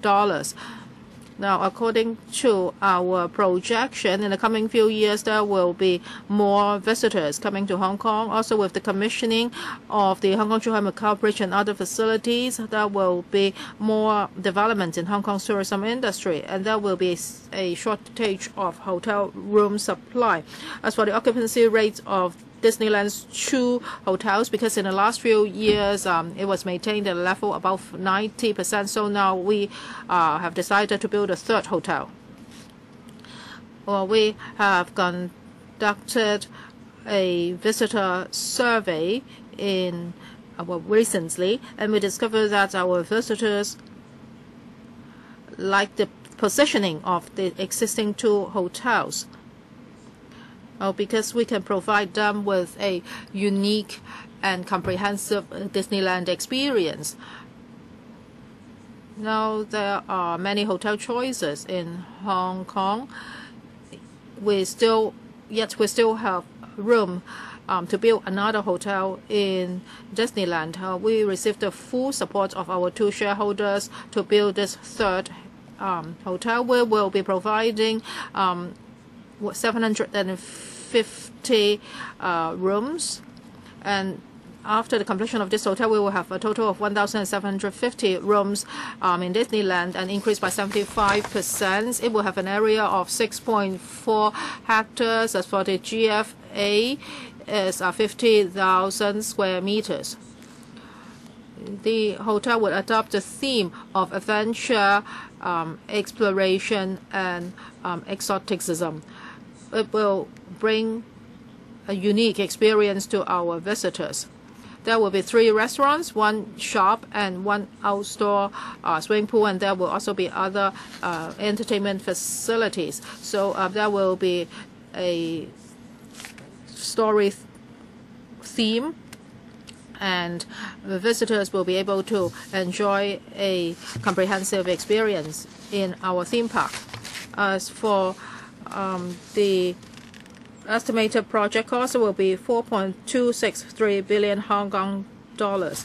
The money would come from several sources. There will be contribution by operating cash, 0.6 billion, and there will be cash equity injection from the Walt Disney Company, 1.7 billion, and there will be partial conversion of existing government loan to equity, 1.7 billion. There will also be new shareholder loans. The Walt Disney Company will be forking out 1.15 billion, and Hong Kong government will be giving 0.8 billion. With the approval of members, the construction works will start very soon, and by early 2017, the hotel can be completed. For the whole construction, it will create more jobs for Hong Kong. And after the completion of the hotel, we can also create 600 to 700 full-time positions. Now, in 2009, we announced an expansion plan, and it's totally completed last year. And we have increased a number of themed lands in the past few years. For example, Toy Story Land, Grizzly Gulch, and Mystic Points, and they are very popular among our visitors. That's also a reason for the increase of visitors in the past few years. we expect that the new hotel will also be an incentive for visitors, and it will bring about more profits to our theme park. And other than this new hotel, in the coming few years, we will also have some other developments. In 2014, we will be launching the Disney Paint the Night. This is a night parade. In 2015, we are now preparing for our 10th anniversary celebrations, and in 2016, we'll be launching Marvel's Iron Man. Is a totally new entertainment, and then in 2017, we will have a new hotel. So we are confident that with the expansion of the theme park,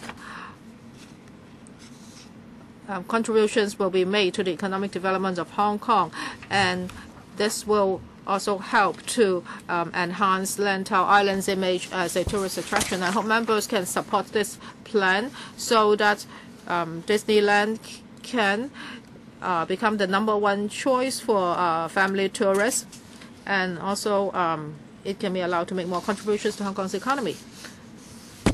Members, well, we need to approve this paper because on the 2nd of May, this paper has to be submitted to the FC, and we have to end the meeting by 1. So I can just give you 3 minutes each, and I would like to state that the Liberal Party supports this paper. Well, if Disneyland is just a private company, of course we would welcome that there are more facilities there. You're saying that there are not enough hotel and you want to have more high spending visitors. But actually for Disneyland, the Hong Kong government is the major shareholder, and Disneyland is not making any money for our covers. And even if Disneyland is using Hong Kong land, we would not have any land premium.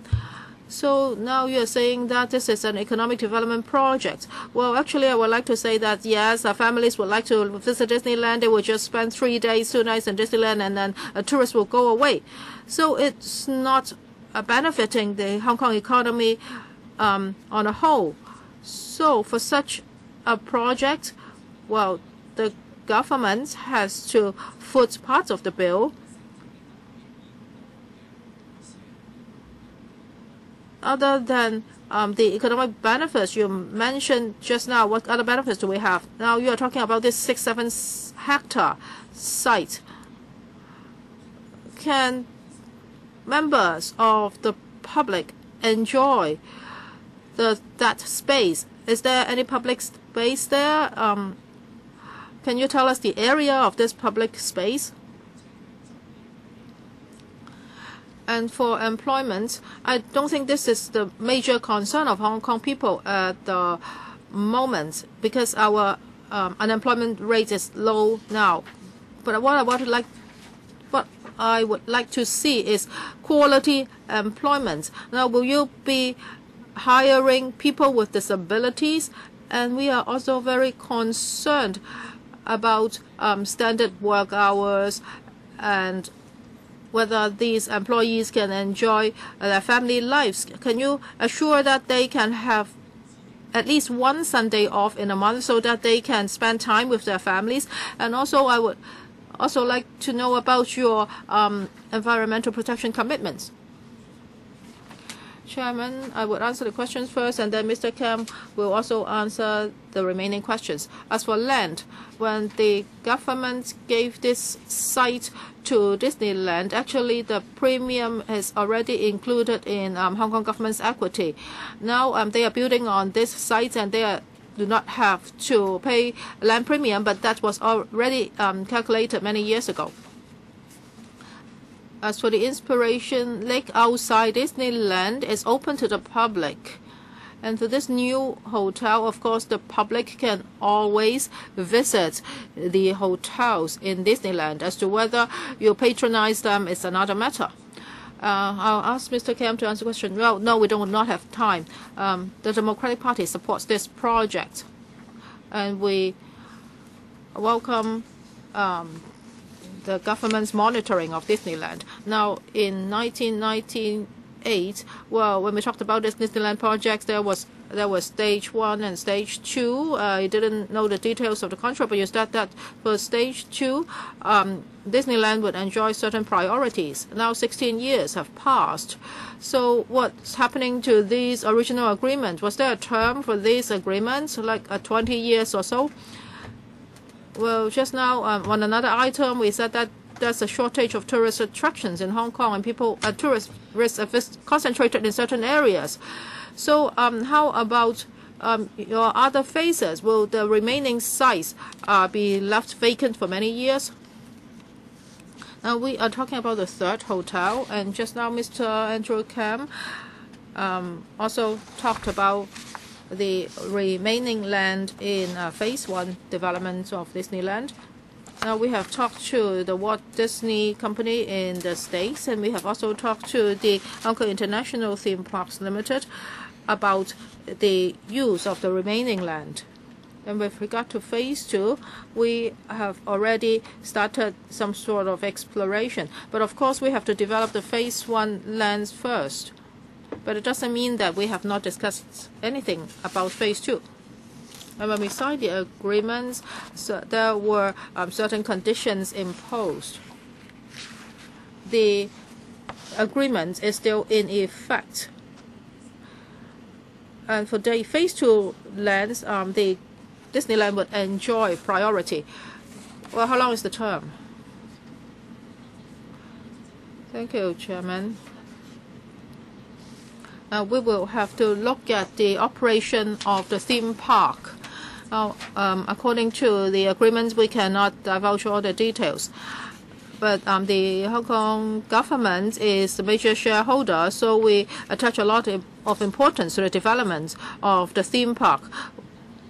We will try our best to utilize all the land. Now, there's still land in phase 1, so we are not touching the phase 2 lands yet. Well, the theme park has been operating very well in the past few years.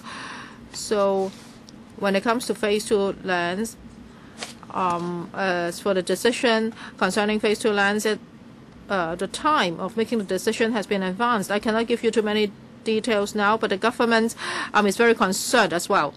I hope you can start phase 2 as soon as possible. Well, I support the remaining phase 1 developments, but I hope that you can start phase 2 as soon as possible, so that there are more more choices for Hong Kong people. Ms. Elizabeth Kwok, the DAB welcomes this project, and we hope that the government can do it as soon as possible. In paragraph 15, it says that the remaining phase 1 sites can be developed in the coming 10 years. Well, are you too conservative? Because Disneyland is very popular. You are starting to make money, and we do not have enough hotels in Hong Kong. So can you speed up the development of phase 1? Don't wait for 10 years. Now, for the site next to the third hotel, you are reserving it for another hotel. If we support the building of this hotel, can you start planning for the next hotel as soon as possible? Can you speed up your pace? Well, Hong Kong government is the major shareholder, and we just now discussed Hong Kong's receiving capacity as a tourism city. Of course, we hope that we can develop our tourist attractions, and I agree that we should make use of the phase 1 sites as soon as possible, and we should start planning early. Now we're talking about the third hotel, but I know that the theme park is already thinking about other developments. Over to Mr. Kam. Yes, thank you, Chairman. In fact, the management company has spent a lot of time on our future demand and also our development plan.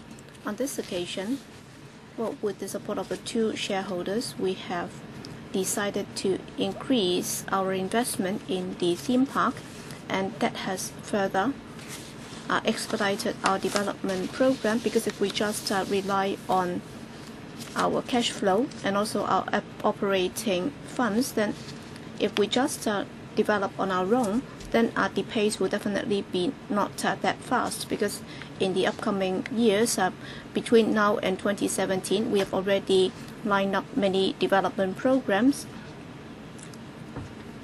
and we will be monitoring the demand of the market closely in adjusting our development pace after 2017.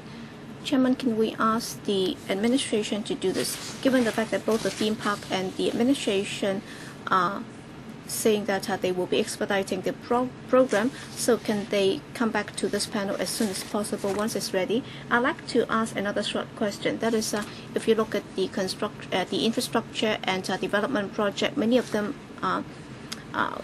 have cost overrun. So will that happen to this project again? And how about construction workers? Will there be adequate supply? Sorry, time's out. All right, the utilization rate currently is at 94%, so it's close to saturation. That's why they have to build a third hotel as soon as possible. And then for the third hotel, as it involves the use of public money, we are talking about over $4 billion. So after its completion, after depreciation and interest payment, what is the expected rate of return? And also, the theme park is going to charge certain royalties and so on. So if they are charging anything, how much are they charging? And also for overseas visitors, the usage rate only went up by a very small margin. So for local visitors, they are on the low side. And then for the theme park, do you have any policies to encourage more travel agencies and operators to help out in promoting the Hong Kong Disneyland? So the policy will have to be fine-tuned somewhat. Thank you. On the first question on the rate of return, as we are aware, it depends on the room rate, and if the room rate is high, then of course the return will be higher. Well, for new hotel rooms, all right, it's between the Hollywood Hotel and the Disneyland Hotel, and if you look at the current room rates today, it's about $2,000 to $3,000 a night. So for the new hotel, so that would be somewhere between the two room rates, and we'll be looking at the prevailing conditions in determining the room rate. And the two shareholders have been very happy with our performance and also our projection on the rate of return. And if you look at the current investment, is comparable to any investment project on a hotel item. And basically, we act in accordance with the agreement between the shareholders in charging the fee, and therefore there is no difference whatsoever.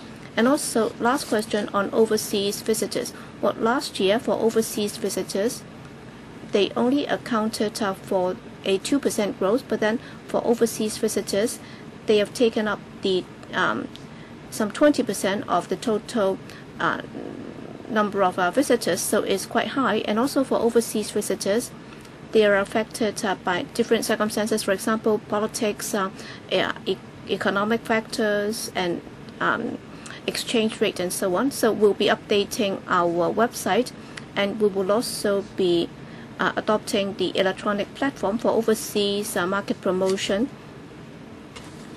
and marketing. Thank you. Fernando Jiang. Thank you, Chairman. The Labour Party, well, is against the Hong Kong Disneyland project itself, but then that's many years ago, and is now very much a fait accompli, and therefore all we are hoping is that we should create more quality jobs for our locals. And on the employment of disabled persons, according to the Disneyland, is 3.5%. So for the 3.5%, when compared to the government, is somewhat better. But then the thing is, if you look at the denominator, you're talking about jobs suitable for the disabled. I do not agree, because any job can be suitable for the disabled, because we have different forms of disabilities, and they can fill different posts even if they have different disabilities. In the end, for example, Zhang Chen Yao, who is filling a very senior executive or administration post. He has also been working with Oxfam, and he is also a senior management there. So you can't say that these posts are not suitable for the disabled, and therefore you should have looked at all the posts. And I'd like the Hong Kong Disneyland to give us a more specific figure. If we have to look at the total number of people employed by the theme park and the ratio of disabled persons being engaged. And I've also read some reports saying that there are many part-timers working with the Disneyland, and I understand that some of the demand might be seasonal, and therefore they might have to hire some part-timers, but then some of them aren't even qualified under the 4118 requirement. In other words, they are not protected by the employment ordinance. Out of a 4-week period, if you look at the number of hours that they work per week, it's less than 18 hours. That's why they are not protected by the employment ordinance. So I'd like to know how many workers with Disneyland are under that condition or under that situation. I understand that the situation might change, but then can we take a snapshot how many of them are working on that basis? And also for the additional 600, 700 staff members, how many of them are full-timers, how many of them are part-timers, how many of them are not subject to the protection of the employment ordinance? Well, if you look at our current establishment, we have 2,500 to 2,500 workers who are part-timers. Basically, if you look at the nature of our work, because it's subject to seasonal fluctuation, so in terms of worker demand, yes, it's quite unevenly distributed, and of course during high season we need to have more temporary staff. That's why most of the time that's the arrangement. On the other hand, we also have a shift arrangement. Sorry, Leong Ka Lau. So can you supply the figures? Because these are very concrete figures. I have to stop before 1. So can you ask them to supply the figures? Yes.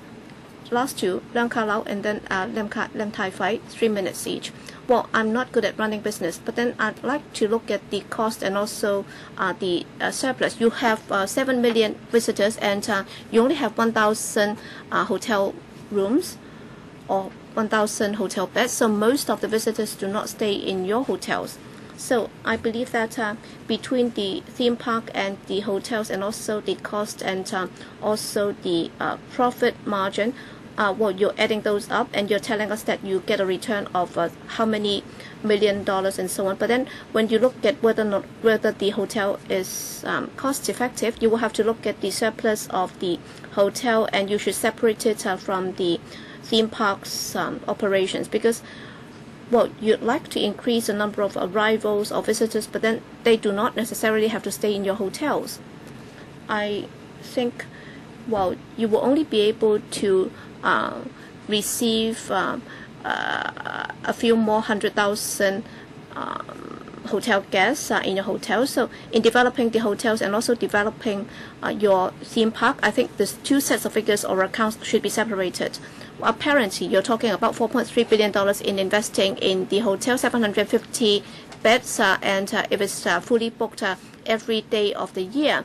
So, and even if you charge some $4,000 per night, then you're actually talking about $100 million more in terms of revenue. So for the non-hotel stay revenue, how much are you going to get?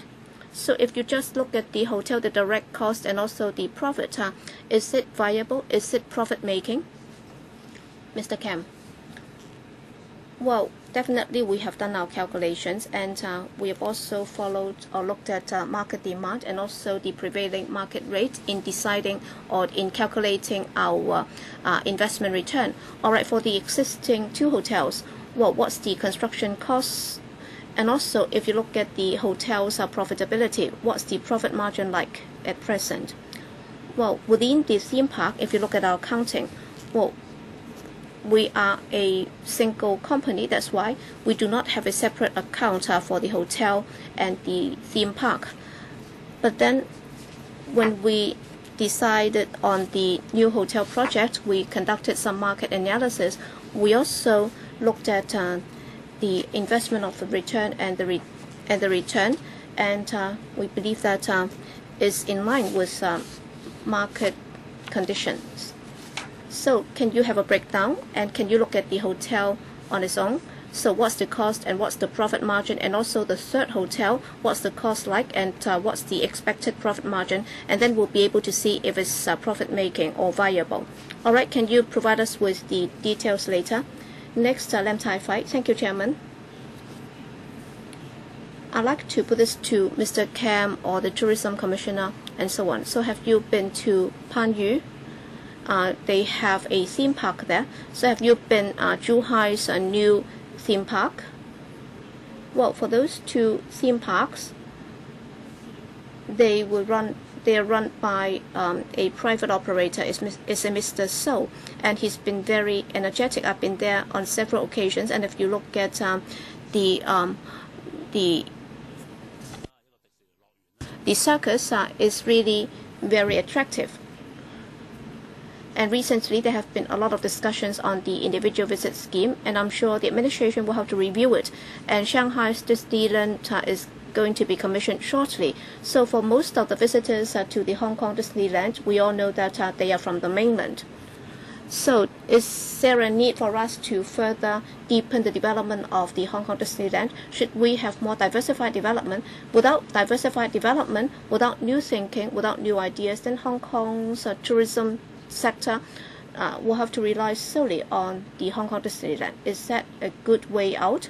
So should we develop other theme parks instead of just focusing on the Hong Kong Disneyland? Well, I have thought up with this, and this may not be palatable to the administration. With regard to the expansion of the RTHK, they have managed to cut it down to $5.3 billion, and you're saying that it's too expensive. How about the $4.3 billion? You're actually willing to invest that much in a third hotel of the Hong Kong Disneyland. So do you know how to spend the money? Is it more important to have an additional broadcaster? Or is it more important to have a third hotel in Disneyland? So why are we spending $4.3 billion on this? Yes, these are two separate issues, but then that gave me this doubt. Is it necessary for us to spend $4.3 billion on the third hotel of the Disneyland?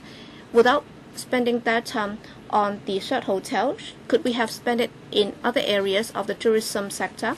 So we could have spent it in another project. So is it necessary for us to make a comparison? I'm not against it at all. Well, whether or not it's approved or not, do we support that to be referred to the FC? And of course, I'll be speaking at the FC meeting. I will not be voting against it because we don't have many people here, and the views that have been reflected have not been very comprehensive. But then you will have to think carefully about spending $4.3 billion. All right, some say that, well, you've already invested heavily in this, and being a major shareholder, you have to do this. You have no choice. But then, just now, Dr. Leung Ka-Lau said that he's not good at doing business. Well, he's a very smart investor, and even the CEO has not been able to answer his question. Of course, he's very smart, so I'm sure he'll be asking the same question at the FC meeting. Thank you very much. All right, I've listened to your views, and there are different comments, but then none of it is against, and therefore, can I take it to mean that this panel supports that this paper be referred to the FC for approval?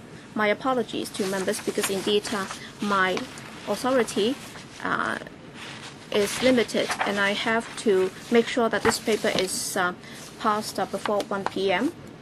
So in the minutes of our meeting, it has been recorded that we have approved it before 1 p.m. and then we will then decide if we would like to approve this at the FC meeting.